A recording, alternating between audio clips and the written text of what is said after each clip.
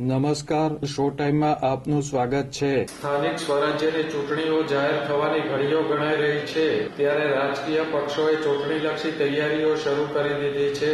ભાવનગર ખાતે કોંગ્રેસના કાર્યકારી પ્રદેશ પ્રમુખે પત્રકાર પરિષદ યોજી ભ્રષ્ટાચાર સહિતના મુદ્દાઓ અંગે ભાજપ ઉપર પ્રહાર કર્યો હતો.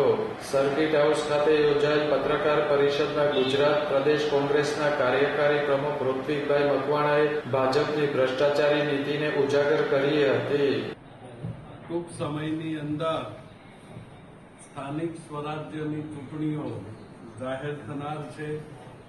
સમય મર્યાદા ક્યારની પૂર્ણ થઈ ચૂકી છે, પરંતુ ભારતીય જનતા પાર્ટી અને ભારતીય ચૂંટણી પંચ બંનેની સંયુક્ત ટીમ ભારતીય જનતા પાર્ટીને અનુકૂળતા કરી આપવા માટે જ્યાં સુધી દેશના વડાપ્રધાનનો ગુજરાત કાર્યક્રમ નહીં થાય ત્યાં સુધી ચૂંટણી જાહેર કરે એવું લાગી રહ્યું નથી.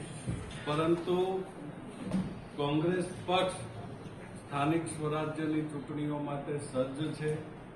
ભાવનગર કોર્પોરેશનની ચૂંટણીઓના અનુસંધાને 1995થી ભાવનગર શહેરની અંદર ભારતીય જનતા પાર્ટી શાસન કરી રહી છે. છેલ્લા 31 વર્ષના શાસનમાં ભાવનગરની જનતાને ગંદકી, ટ્રાફિક અને ભ્રષ્ટાચાર સિવાય કશું મળ્યું નથી. આ પત્રકાર પરિષદમાં ભાવનગર શહેર કોંગ્રેસ પ્રમુખ સહિતના કોંગ્રેસના આગેવાનો હાજર રહ્યા હતા.